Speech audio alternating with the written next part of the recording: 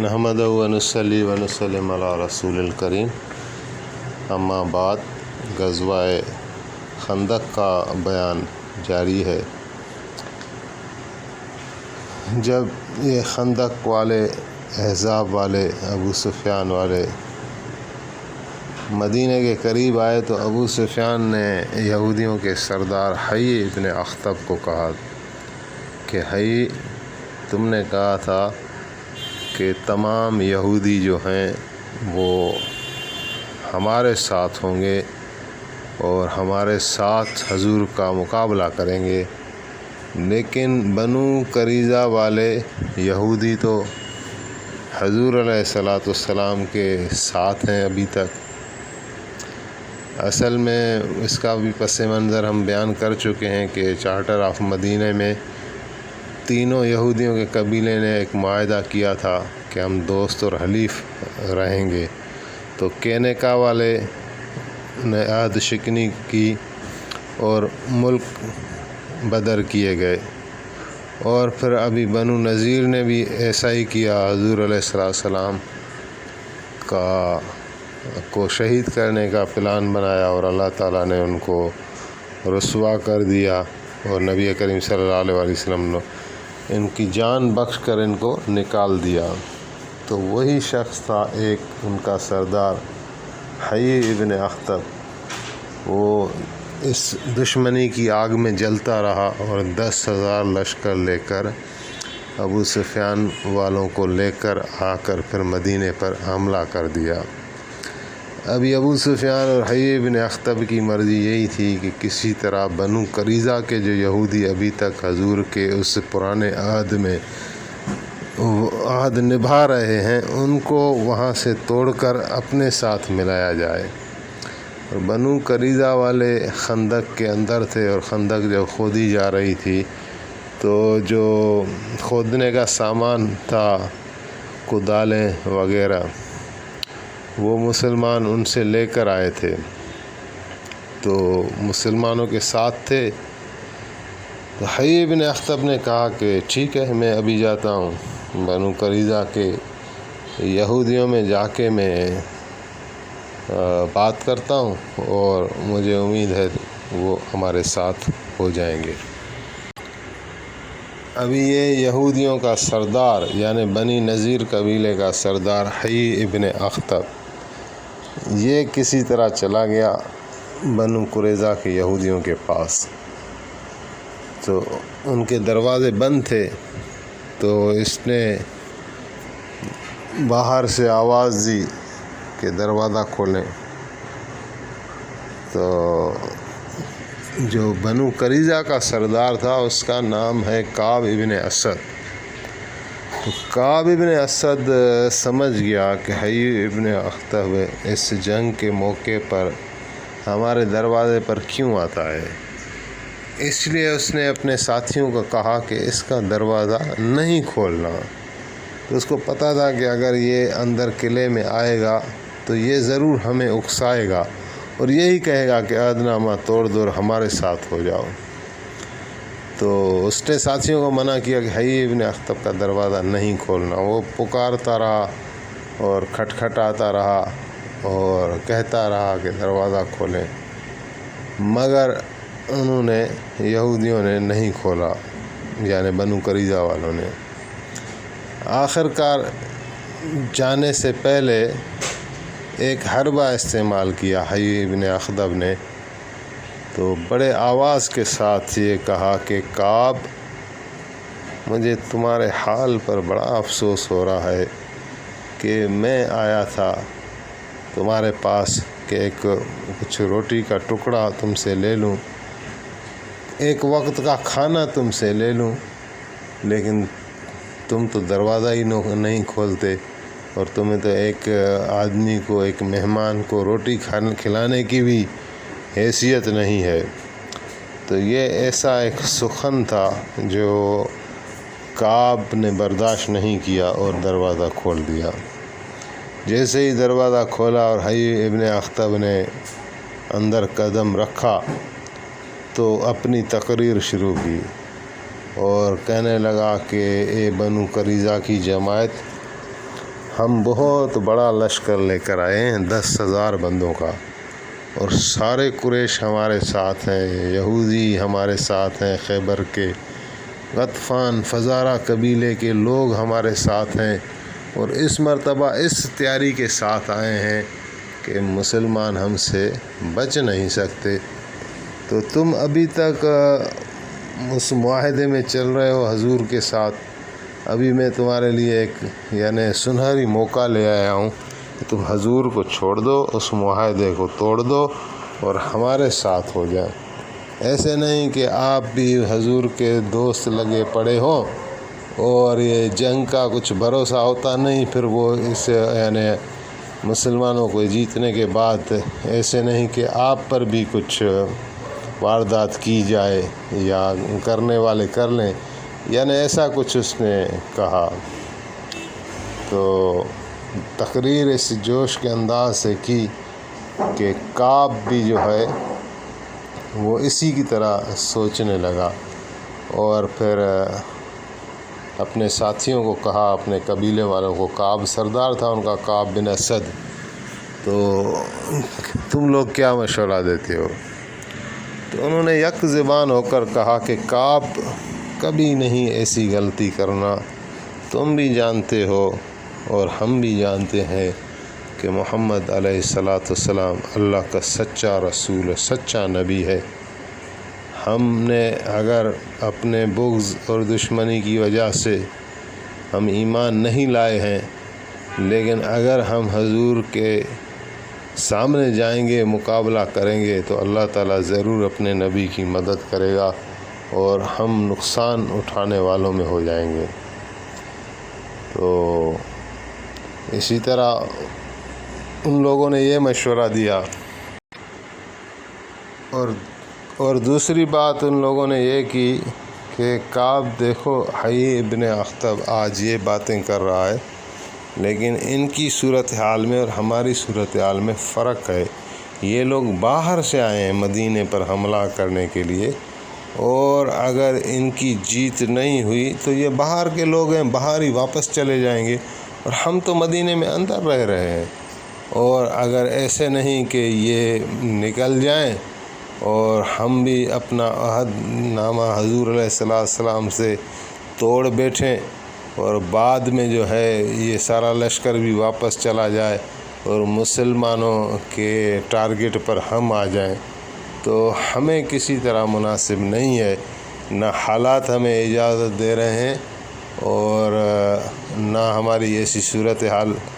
بن سکتی ہے کہ ہم یہ عہد نامہ توڑ دیں۔ تو لیکن حیی ابن اخطب نے پھر دوبارہ تقریر شروع کی، اس نے بولا کہ ایسی بات نہیں ہے، اگر آپ لوگ یہ سمجھتے ہو کہ جنگ میں حضور کی فتح ہو جائے گی اور ہم بھاگ جائیں گے اور آپ اکیلے لوگ بچ جاؤ گے، اور حضور اور مسلمان تم سے جنگ کریں گے اور تم نہتے اور اکیلے رہ جاؤ گے، تو کہا کہ میں وعدہ کرتا ہوں کہ اگر دوسرے لوگ نکل بھی گئے تو میں اپنے لشکر کے سمیت آپ لوگوں کے ساتھ ہوں گا۔ تو اس نے ایسی بہرحال تقریر کی کہ وہ پھر یہودی آہستہ آہستہ اس کی باتوں میں آ گئے، اور کعب ابن اسد نے بھی کہا کہ ٹھیک ہے، اور اسی طرح حیی ابن اخطب کے اثر میں آ کر انہوں نے نبی کریم صلی اللہ علیہ وسلم سے وہ عہد نامہ توڑ دیا اور جنگ کے لیے آمادہ ہو گئے۔ جب اس کی خبر نبی کریم صلی اللہ علیہ وسلم کو پہنچی تو آپ نے اس کو ویریفائی کرنے کے لیے حضرت زبیر بن عوام کو بھیجا بنو قریظہ کی طرف۔ تو حضرت زبیر نے آ کر خبر دی کہ یا رسول اللہ، بنو قریظہ والے تو پوری تیاری کر رہے ہیں ہم سے جنگ کرنے کے لیے۔ تو نبی کریم صلی اللہ علیہ وسلم نے انصار مدینہ کو، کیونکہ انصار اور یہودی یہ پرانے زمانے سے مدینے کے رہنے والے تھے، پڑوسی تھے، تو آپ نے انصار کے جو بڑے صحابہ تھے با اثر، ان کی ایک جماعت کو بھیجا کہ ان کو جا کے سمجھائیں۔ ان انصار صحابہ میں حضرت سعد بن معاذ اوس قبیلے کے سردار حضرت سعد بن عبادہ، خزرج قبیلے کے سردار عبداللہ بن رواح اور جولت بن جبیر اور ایسے صحابہ شامل تھے، اور یہ گئے اور کعب ابن اسد یہودی سے جا کے بات کی، لیکن کعب نے جو ہے ان کو بالکل کوئی رخ نہیں دیا اور بالکل دو ٹوک الفاظ میں کہہ دیا کہ ہم آپ کے اس معاہدے میں ابھی شامل نہیں ہیں۔ تو یہ صحابہ واپس آئے اور نبی علیہ السلام کی خدمت میں عرض کیا کہ وہ کسی طرح بھی اس معاہدے کو جاری رکھنے میں آمادہ نہیں ہے اور ہماری بات نہیں مان رہے، اور یہ نازک وقت میں انہوں نے غداری کر دی ہے اور آنکھیں بالکل پھیر دی ہیں۔ تو نبی کریم صلی اللہ علیہ وسلم نے یہ سن کر فرمایا کہ حسبنا اللہ و نعم الوکیل، کہ اللہ ہی ہمارے لیے کافی ہے۔ بہرحال ان یہودیوں کا، بنو قریظہ کے یہودیوں کا اس نازک وقت پر ساتھ چھوڑنا اور جنگ کی تیاری کرنا، اور مسلمانوں کے یعنی خندق تو کھودی ہوئی تھی لیکن اس کے باوجود 10,000 لشکر بہت بڑا تھا، وہ کوئی دائیں جانب تو کوئی بائیں جانب، کوئی مدینے کے پیچھے تو کوئی سامنے، ایسے یعنی انہوں نے محاصرہ کر لیا، تو مسلمانوں میں خوف اور ہراس کی کیفیت پیدا ہو گئی، اور خاص طور پر اس بنو قریظہ کی عہد شکنی کی وجہ سے بہت بری طرح حوصلے ٹوٹے اور ایک خوف کی فضا چھا گئی۔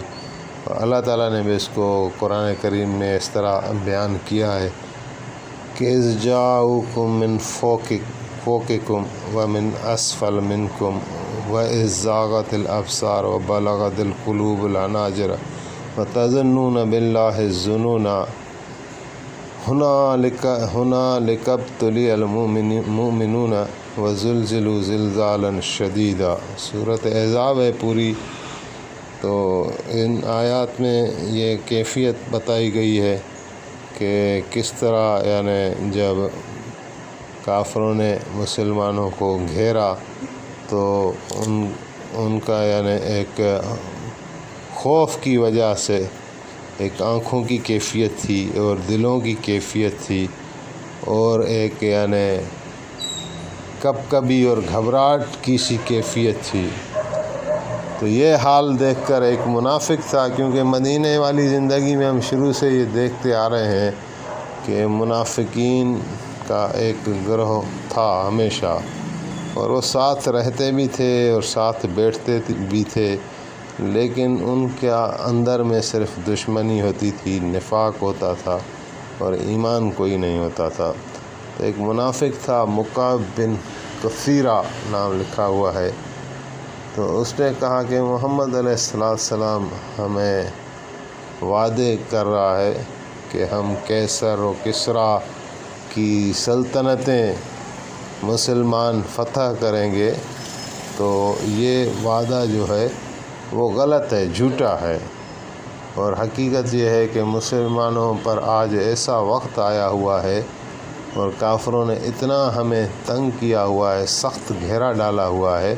کہ ہم تو پیشاب کے لیے بھی نہیں جا سکتے۔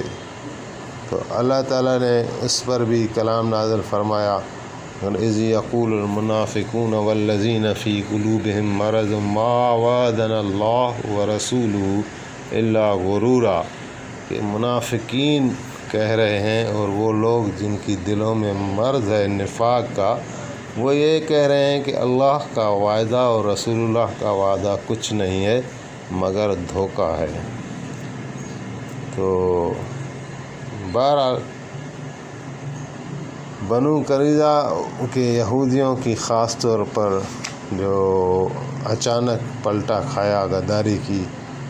اس پر مسلمانوں کو زیادہ تشویش ہوئی، اور مسلمان اس بات کو جانتے تھے کہ دوسرا قبیلے یعنی دوسرے جنگ والے تو دشمن ہیں، دشمن بن کے آئے ہیں، لیکن یہ تو دوست تھے، یہ تو حلیف ہیں، یہ تو خود مدینے میں رہتے ہیں، ان سے تو نہ ہماری یعنی کمزوریاں جو بھی ہیں وہ بھی یہ سارے جانتے ہیں۔ تو پھر بنو قریظہ نے مشرکوں کے پاس کوئی بندہ بھیجا کہ ہمیں کچھ آدمی دیں تو ہم مدینے پر جا کے حملہ کریں۔ نبی علیہ السلام نے 200 بہادر جنگی جوانوں کو مقرر کیا ہوا تھا کہ وہ مدینے کی حفاظت کریں اور گشت کرتے رہیں۔ تو بہرحال یہ بہت ایک شدت والا ماحول سا بن گیا، اور مشرکوں کا حال یہ تھا کہ جب انہوں نے آ کے خندق کو دیکھا تو حیران اور پریشان ہو گئے، کیونکہ ان کا ذہن تو یہ تھا کہ 10,000 لشکر بہت بڑا ہوتا ہے اور ہم جا کے ایسے قابض ہو جائیں گے اور جس کو چاہیں گے قتل کریں گے، جس کو چاہیں گے قید کریں گے، اور مسلمان اتنے بڑے لشکر کا مقابلہ نہیں کر سکیں گے۔ لیکن جب مدینے میں آنے کی راستے پر ایک بہت بڑی خندق دیکھی تو پریشان ہو گئے اور انتظار کرنے لگے کہ کیا ہونا چاہیے۔ خندق کی اگلی طرف مسلمان تھے جو بہرحال اپنی جنگ کی تیاری کر رہے تھے، اور تیروں کی یعنی ایک ایکسچینج ہو رہی تھی، تیر ادھر سے بھی چل رہے تھے اور ادھر سے بھی چل رہے تھے۔ ایک جگہ جو ہے وہ خندق پوری صحیح نہیں کھودی گئی تھی اور اس کا فاصلہ دوسری جگہوں سے کم رہ گیا تھا۔ اوپر سے سردیوں کا موسم تھا، ہوا بڑی تیز چل رہی تھی اور برف کی طرح۔ تو یہ اسباب بھی تھے جس میں نبی کریم صلی اللہ علیہ وآلہ وسلم کو تکلیف پہنچا رہے تھے، لشکر اسلام کو،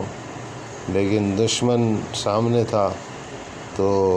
بہرحال مقابلہ تو کرنا تھا۔ اس ساری صورتحال کے پیش نظر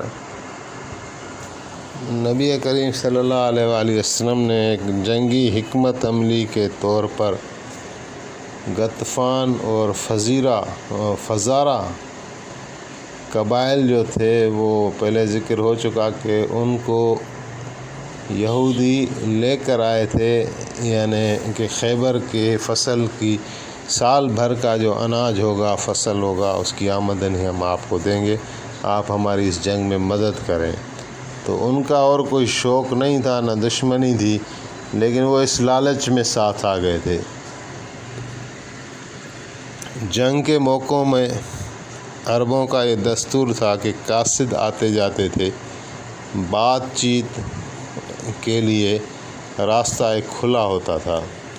تو نبی کریم صلی اللہ علیہ وآلہ وسلم نے ان قبیلوں کو، غطفان اور فزارہ کے جو سردار تھے، ان کی طرف میسج کیا اور ان سے صلح کی بات آپ کرنے لگے۔ آپ نے یہ فرمایا کہ یعنی تم ایسے لوگ ہو جو تمہاری اور ہماری دشمنی ہے کوئی نہیں، تمہیں وہ قریش یا یہودی ایک لالچ دے کر لے آئے ہیں، تو اگر ہم آپ کو مدینے کا جو اناج ہے یا جو پھل ہے، کھجور ہیں، اس کی جو آمدنی کا اتنا حصہ ہم اگر آپ کو دے دیں تو آپ ہم سے جنگ نہ کریں اور یہاں سے واپس چلے جائیں۔ تو وہ دو سردار تھے، ایک کا نام عتبہ بن حسین اور ایک کا حارث بن عوف آیا ہے۔ تو انہوں نے سوچا کہ بات نبی علیہ السلام اچھی کر رہے ہیں، کیونکہ اگر دیکھا بھی جائے کہ کسی بندے کو جو پیسوں کی خاطر لڑنے کے لیے آیا ہے اور وہی پیسے اگر اس کو اس بات کے دیے جائیں کہ تم جنگ نہ کرو، تو اس کے لیے تو آسان یہی تھا۔ تو وہ آمادہ ہو گئے، نبی علیہ السلام کی پیشکش پر آمادہ ہو گئے، اور ایسا ایک معاہدہ ان کے ساتھ جو ہے نبی علیہ السلام نے حضرت عثمان بن عفان رضی اللہ تعالیٰ عنہ کو فرمایا کہ ان سے جو باتیں ہو رہی ہیں وہ ایک یعنی آپ لکھ لو۔ حضرت عثمان لکھنے بیٹھے تو اس سے پہلے کہ اس میں دستخط ہوں اور دونوں فریق راضی ہوں اور اس معاہدے کو قابل عمل بنایا جائے، تو نبی علیہ السلام نے فرمایا کہ میں اپنے انصار صحابہ سے مشورہ کروں گا۔ تو انہوں نے کہا کہ یا رسول اللہ آپ مشورہ کر لیں۔ تو آپ نے دونوں سرداروں کو طلب فرمایا، سعد بن معاذ کو اور سعد بن عبادہ کو، اور آپ نے یہ بات ان کے سامنے رکھ دی کہ یہ میری حکمت عملی ہے، تو آپ کیا کہتے ہو؟ تو دونوں نے عرض کیا کہ یا رسول اللہ یہ اللہ کا حکم ہے، وحی ہے، یہ کیسی؟ تو آپ نے فرمایا یہ وحی نہیں ہے، یہ میرا اپنا خیال ہے کہ دشمن جو ہے ایک، اگر ان کے ساتھ ہم ایسا صلح نامہ کر لیتے ہیں تو جو ایک بڑا لشکر آیا ہے ان میں ایک پھوٹ سی پیدا ہو جائے گی اور ان کے حوصلے ٹوٹ جائیں گے۔ تو پھر حضرت سعد بن معاذ عرض کرنے لگا کہ یا رسول اللہ اگرچہ یہ آپ کا بھی رائے ہے تو ہمیں طاقت نہیں کہ آپ کے رائے کے خلاف کوئی رائے دے سکیں، لیکن اگر آپ یہ فیصلہ اس لیے کرنے جا رہے ہیں کہ آپ کو مدینے والے لوگوں کا خیال ہے، ہم لوگوں کا، کہ ایسے نہیں کہ اتنا بڑا لشکر ٹوٹ پڑے گا مدینے میں تو انصار کا کیا ہوگا، تو ایسا صلح نامہ آپ ان سے نہ کریں، کیونکہ یہ وہ لوگ ہیں جو ہمیں پھر کسی نہ کسی بہانے ہم پر یعنی تاوان لگاتے رہیں گے اور کسی بھی طرح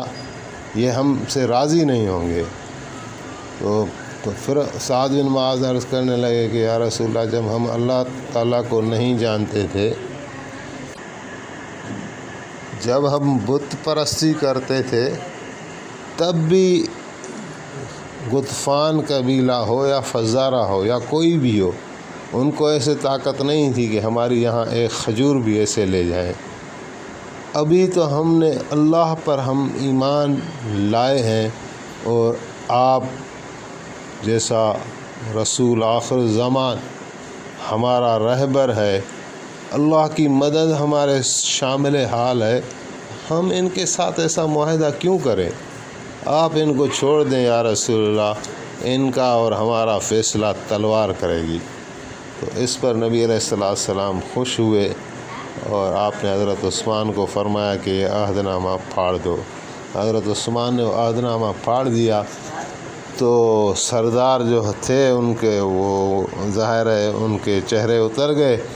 اور وہ کھڑے ہو گئے اور کہنے لگے کہ آپ اتنے بڑے لشکر کی مقابلہ کرنے کی طاقت نہیں رکھتے تھے، آپ کے لیے اچھا تھا ہم سے ایسا صلح نامہ کر دیتے۔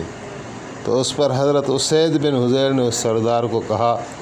کہ مجھے نبی کریم صلی اللہ علیہ وآلہ وسلم کی دربار کا ادب ہے، نہیں تو میں تمہارا سر ادھر ہی قلم کر دوں، تمہارے لیے بہتر ہے کہ یہاں سے چلے جاؤ۔ پھر وہ عتبہ اور حارث جو سردار تھے جب واپس جا رہے تھے تو آپس میں انہوں نے دیکھا کہ جو مسلمانوں کا جو جوش ہے، جو اتفاق ہے، تو ان پر فتح آرام سے حاصل نہیں کی جا سکتی، بہت چیلنجنگ ہے، بہت مشکل ہے ان پر فتح حاصل کرنا۔ تو انشاءاللہ ابھی یہ بیان آگے بھی جاری ہے۔